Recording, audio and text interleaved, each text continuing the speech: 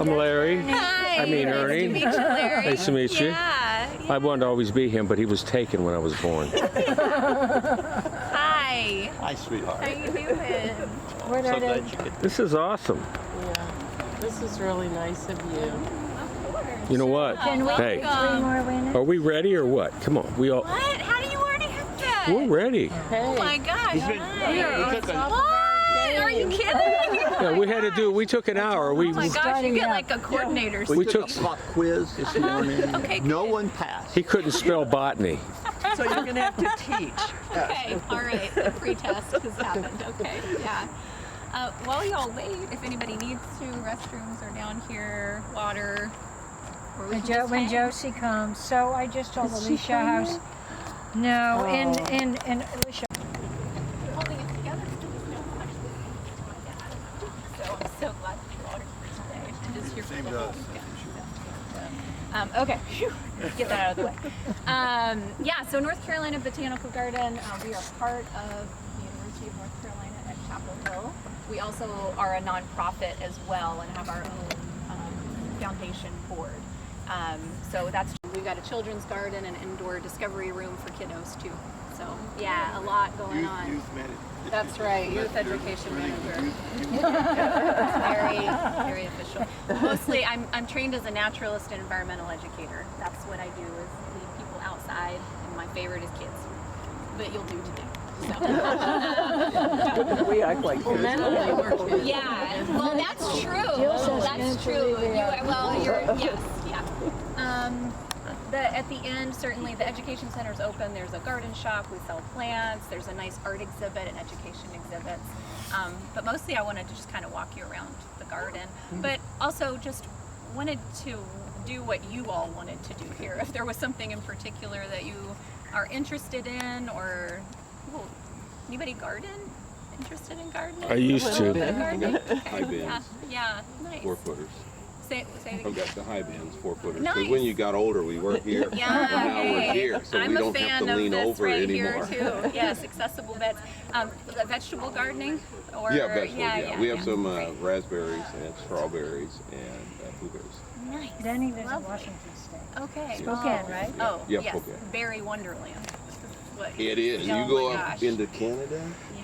wow, Amazing. just pick as many as you want. Yeah. And most people here, huckleberries. Yes, yes. I've 100 heard bucks about them. a gallon. Oh my God. 100 bucks a gallon. Aren't Because these the ones that are really sweet? they're like really candy-like? sweet and really small Yeah. and very hard to get because you could become bear food. Oh, that's Oh yeah, 'cause it's up in the park. Yeah. I'll go for the blackberries. Yeah. Competition. Who said that? Oh, here we go. That's pretty awesome, It is. Danny. I didn't know that about you. We have 1 You're a gallon. berry guy, huh? We got 1 gallon. Tie-in here. She. Oh, ladybug, The yellow ladybug. stuff on me. So this is an invasive ladybug species. Oh no. But you know, she's still eating aphids and doing Okay. here. But it's a great tie-in though, because the mission of this place really is native plants of North Carolina and the Southeast. So we don't have a Japanese like tea garden here. You're not going to find that kind of stuff growing here. It's really celebrating North Carolina ecosystems and habitats. And so we want to celebrate that, and what you're going to end up seeing if you have visited other botanical gardens is that it looks a little bit different than your traditional like 60,000 tulips, that kind of planting. It's a little bit wilder. These are naturalistic plantings to really mimic what this looks like growing in the wild, but also showing that you can do this at home and bring in all of this wildlife. The more native plants, the more butterflies, moths, ladybugs, all the beneficial insects, bats, mammals, lizards, all of it, right? That's really what this is about, gardening for wildlife, gardening for the ecosystem. Oh, good. I'm videoing this, so Lonnie, I'll send you a tape. You'll be ready to go. Oh, good. A year from now, I want to see what everybody does. And I don't know where she got this, but she loves slimy creatures. Oh. Those sorts of things. All the creatures. Joe, you listening real good? From you. Danny? Slimy. I'm a I gardener. think that let's head this way. Okay, that's I it. think this will be the nicest path. Since COVID, like there was always a strong following, but the number of sales have mountains, Blue Ridge Parkway, all of that's out that way. We've got the Piedmont, which is where you're standing. Where are you in Pennsylvania? Western. Oh, okay. And then the coastal plain. And then there's this really special little wedge just south of us called the Sandhills. And it is what it says it is, really deep sandy soil cores, really, really deep. And what that supports is this kind of ecosystem, which is the longleaf pine ecosystem. Longleaf pines used to cover, I don't even know, it was unreal. It's like 90 million acres. It gets real hard and woody, and then it cracks open, and it's got thousands of seeds inside. So I was trying to see if, it may not be ready yet if there was anything on the ground, but this, I've never seen it like this. Usually it's like a small vine growing up. Wow. That's a beast. So that's still living. That's not, it's still living. You know, Hobbs, Yeah. What's that? I think it just speaking of vines, Speaking of vines. It does. you know why Tarzan was so good? Because he knew when to let go. I don't believe tropic creeper is, but I think when it starts getting It's this good. big, Is that I good? wonder That's good. about It's good, Chris. I like that. competing for nutrients in the soil. And I didn't invent that. Yeah. You made that one No, up. I didn't. Somebody, I tell It you. is. You made that one. Chess, man. Here we go. Hey, so, Elisha, And they're just like, gotta ask this question. Yeah. Do youths here? Oh yes. Okay, so that's Yeah. it's not just let it go. Oh no. Yeah. I mean that's the interesting thing. There are people who come into this space. Does anybody work here? Are you kidding me? Like our horticulture team is out here with legions of volunteers. Everything is needed. So the idea is that yeah, you can go play some chess. And then as you wander this way, this is more of like what you could do in a yard. So demonstrating, this isn't part of like a habitat garden, but you'll see groups of plantings, right? So all of the black-eyed Susans, the ferns, that might help somebody convert. No, you're all right. I'm going the other way, girl. So you will never cut down a dead tree. Oh no, that's not Ooh, true. hold on. Yeah. So God, hold on. if it poses danger, Hi, everybody. yes. We're here We're with not going to Elf. put the plants before Her food. lovely daughter A is just snag, doing a hell of a what you job. call a dead tree that you've just cut down, is a really important habitat component. So this one, Oh well. this is dead. Well, or maybe it's I not. actually don't. I don't see anything green on it. No, but I think it may have. This is an awesome picture. Patty looking into the future. Yeah. I'm looking into my So future. no, there's lots of tree cutting and limbing up that happens. Yeah. So. Hell, Joe. There you go. Joe, any comments? Live here with Oh, good Lord. See these black-eyed Susans? I love it when you do that. You don't want your picture taken. Okay, I'm done. I'm practicing. You know what? See what's great is Toxic, which is what the caterpillars eat and ingest, and it becomes part of their bodies, and they are poisonous. What's poisonous? To the caterpillars, monarch caterpillars, and the butterflies. Yeah, only poisonous to vertebrates. Interesting. So a spider can eat one up, no problem.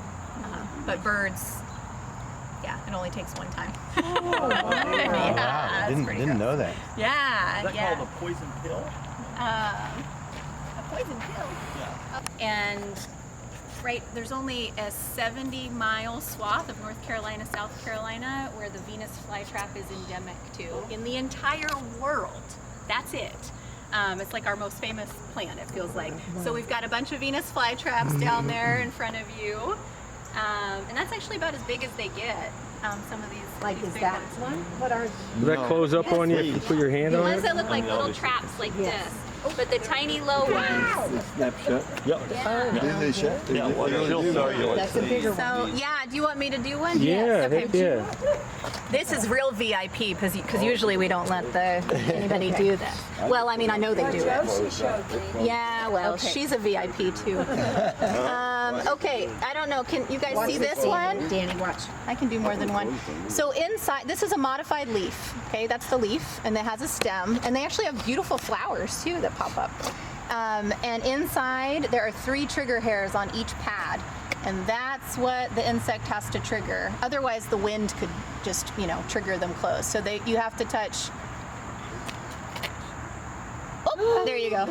You have to touch 2 trigger hairs or 1 trigger hair twice, and then the plant knows. I need a About the replay. Venus flytrap. Yeah. See that? Kind of a cult movie. Yeah, it's I can never remember. Seymour. Yeah, try one of them. One more. We got one more. It's yeah. It's not Rocky Horror. I mean, they might have one too. This is big. This could go viral. Okay, Danny, go for it. There's different kinds. That's called the pitcher Oh, plant. see? That's a hooded, and this Danny Beard passed away early this morning from a Venus flytrap from Sparta, Illinois. their insect is there's nectar along the top. Hey, Hobbs is going to get So that fish. Be brings quiet. in like a bee, and the bee is kind of hanging along the edge. There's one right there. I know. You know, the wasps are pretty smart. I think it's something about honestly their body shape. They're able to get in there and steal the nectar right now without falling in. Not all the time, but the bees not so much. So they're along the edge here, and then they kind of tip over and they fall in, and down inside the tube. There's kind of a waxy, slippery part, so it's hard to climb back up. They're also downward pointing hairs, and so they literally are trying to get up, and they can't. Where's And this that time wasp? of year, especially in the white tops, you can actually hear them moving around in there. And so they get digested down in the bottom, but there's no moving. Yeah. Some of them, the carpenter bees that fall in, are able to chew a hole out the side and get out that way. Yeah. Yeah. And this is the leftover of the really weird flowers. This one right here. Look how weird that is. Yeah. And then there's all kinds of other good stuff growing in here. This is really boggy. He's not falling anywhere. Look at that. You'd think he could get right out, right? But look at that. He Come on. can't. Come on out. Come on. I'm gonna help you because you're just so Elsa get it. Elsa's good at Oh, get it. Yeah, come on, buddy. I just don't want to get stung. It's a little bumblebee. Come on, Come buddy. on, sweetheart. Don't Oh, go down. no. Okay. Oh, I can't handle this. So There it sorry. Hey. Yay! I mean, it's actually carpenter bee. Little carpenter. Maybe Oh, you no, would've made you your don't way know. out. They are at your house. Yeah, I know. Oh, look at him. He's shocked. Look at his heartbeat. Yeah. Amazing, huh? Is he trying to sting? I don't know. No, that but or what's just he like. doing right now?